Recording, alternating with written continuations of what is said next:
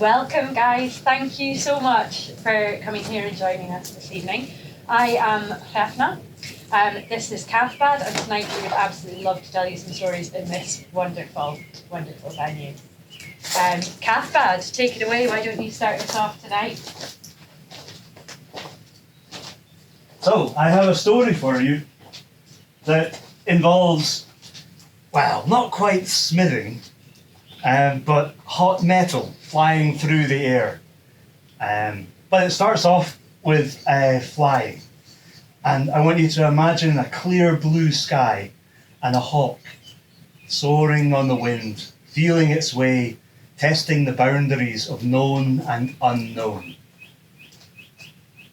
And then the hawk sees a dun, a fort, call it what you will in your language, a borg or a burr, with a great defensive wall built round it. The hawk lands on the wall and looks down inside to spy on what's going on, because this burr, this borg, is the home of a Jotun. You might have heard of them being called giants, but that doesn't really describe the force that's like a glacier grinding down mountains, or the wildness of the earth when it erupts and melts and flows like rivulets of red through a forest, setting fire to it. These are Jotun. They are dangerous. They live in Utgard. They live in Jotunheim, the home of things that are beyond human ken. But sitting there, having his breakfast, was Spear Reddener. And while he sat, he saw the hawk perched on his ramparts. And he saw, well, that the hawk's eye wasn't quite right. It wasn't quite the eye of a normal bird. So he called one of his servants to go and grab the hawk. And the hawk laughed, because the hawk was high on a rampart. How could the servant get up that high? It could just fly away, dead. Oh no. The hawk's feet were stuck through some strange magic to the rampart, and it couldn't escape. And it flapped its wings even faster. The servant went and got a ladder, and climbing up the ladder, grabbed hold of the hawk, and it being released from the spell, it was brought down in front of Spear Reddener. And Spear Reddener looked at him and saw with his giant's eye that things were not as they seemed. So he commanded that the hawk be kept in a kist, in a chest, trapped there, for 3 days and 3 nights to see what would happen. After 3 days and 3 nights, they opened the box, and the hawk looked really hungry. So they left it in there for another 3 days and 3 nights. And this time, the hawk was frantic, but very weak. Another 3 days and 3 nights, the hawk was kept in the kist, and when it opened up, what do you know? There was Loki, all curled up, having changed shape from being a hawk back to his normal, well, half Jotun self, lying there. And Spear Reddener, at that point, knew he had Loki in his hand. He could do anything he wanted. He could ask for anything he wanted. So, of course, he asked Loki, in return for his freedom, to bring Thor, because Thor was causing a bit of bother. Thor was killing giants left, right, and centre. Thor was marking out the boundaries of Asgard, the guard of Asgard, and driving the Jotun back into the giants. Because Thor's always been a defender of men, and the realm of men. And on the side of the Aesir and the men, driving back the unknown to stake a territory where things can be decided, and where fire, instead of eating your house, is something you can cook on. Spear Reddener didn't like this. So, of course, Loki, in return for his life, said, no problem, I promise, on my honour, I will bring Thor back here, and well, yeah, this was before Thor got his hammer. So Thor would be vulnerable to Spear Reddener. And Spear Reddener got his name because, well, his spear became red after battles, and the blood would flow like lava from a mountain. When Loki returned to Asgard, he needed all of his cunning and ingenuity and knowledge of Thor to lure Thor up to Spear Reddener's house. Actually, mostly he just said it would be fun and it would be an adventure, and he'd found a giant who was ready for plucking. And Thor, well, always being a little bit more eager and adventurous than is perhaps wise, was well up for it and ready to go.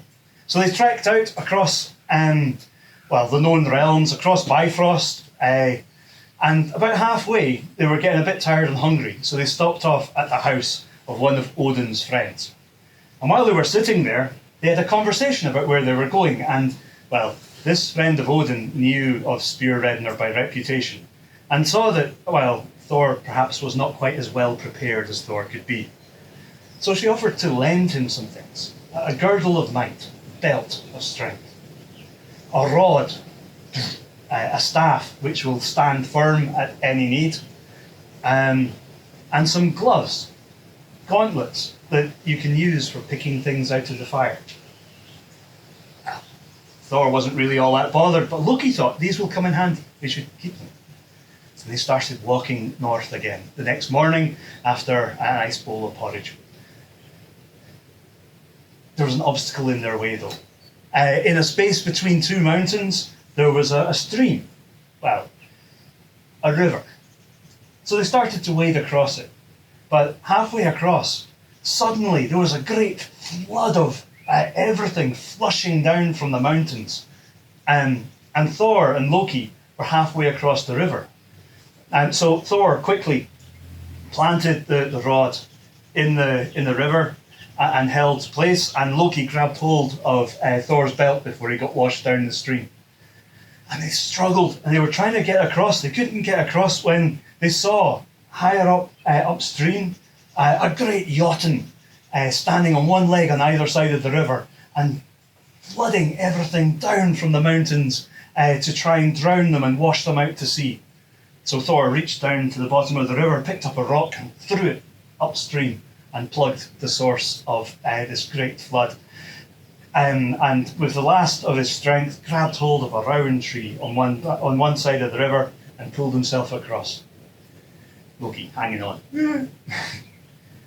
Then he carried on further up, and Loki said, "Yeah, it's up that way." Loki was still a little bit waterlogged. And they walked into a great cave.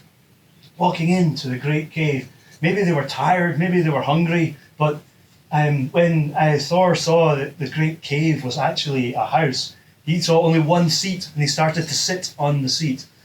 And as he sat on the seat, everything around him started to spin, and it was almost as if the ceiling was crushing down on him and the floor was rising.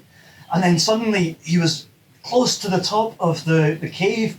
He got his rod and he slammed it up against the roof of the cave, and the belt of strength gave strength to his back, and he pushed until there was a massive cracking noise, like stone shattering. And he looked around and, wow, he realised he'd been sitting on a chair, but another Jotun was underneath the chair and had been pushing the chair up against the roof of the cave, trying to squash Thor flat against the ceiling. But when he'd pushed with his rod, he'd broken its back and he was safe. So nothing like adrenaline to get you going. And Loki was quite glad it wasn't Loki who was sitting on the chair, because that wasn't something cunning would get you out of. That was a job for brute force. But Thor, with his adrenaline, reckoned he must be in Spear Reddener's house. So he walked through to the next room. And in the next room were great pillars like these, lining the room, holding up the ceiling, and there were pits of fire all round the edges of the room.